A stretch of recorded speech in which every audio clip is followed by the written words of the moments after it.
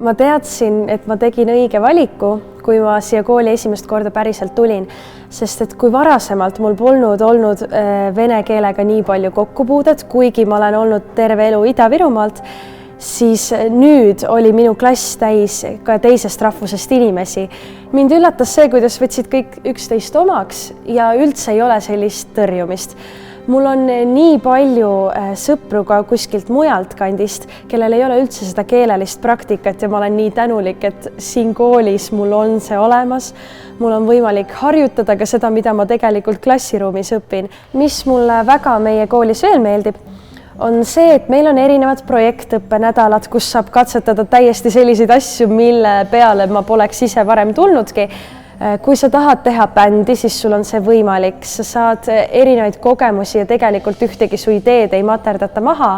Sa pead ikka seda ise tegema.